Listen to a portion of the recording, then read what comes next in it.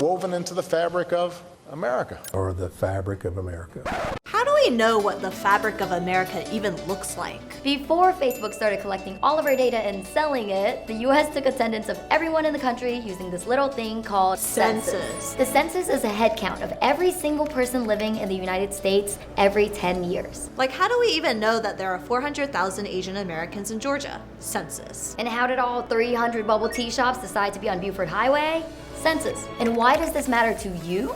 Money. That headcount is how the government and businesses decide where to spend their money. Funding things like schools, hospitals, roads, public housing, scholarships, and social programs for the next 10 years. Let's look at it IRL. Most of us know that Gwinnett County is diverse by the amount of Korean barbecues per square mile. But how did Gwinnett prove to Fortune 500 companies like FedEx, AMD, and SunTrust that it truly deserves that international money? Census, baby. In 2010, Georgia gained a seat in Congress thanks to census numbers. Because our population grew, we earned more representation in DC. And in 2017, Gwinnett County offered ballots in Spanish for the first time. But why? It wasn't out of the kindness of their hearts. Census data proved that there are enough Spanish speakers to require Spanish ballots. Take note, my Korean chingus, y'all could be next. The government is basically saying, yo, we're ordering pizza. How big is your party?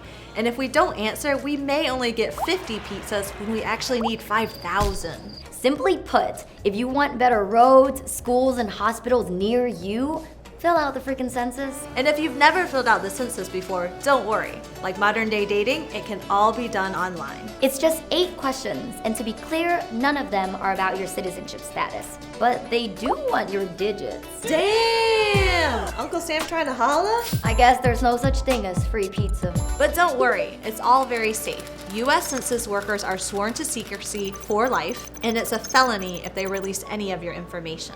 Everyone will receive a letter in the mail with a unique code for their home, and you'll follow a link to fill it out online. If you haven't filled out the form by May, census workers will literally come to your door. Which means you'll have to pause Queer Eye and talk to a stranger, and nobody wants that. The last thing we want is for our population to feel like a Facebook event. You don't know if 10 or 100 people are gonna show up. So what can you do today? Share this video so that none of your friends and family leave the pizza party hungry. And we have this video translated into 15 other languages, so you can send it to your auntie too. And how did we decide which 15 languages to translate to?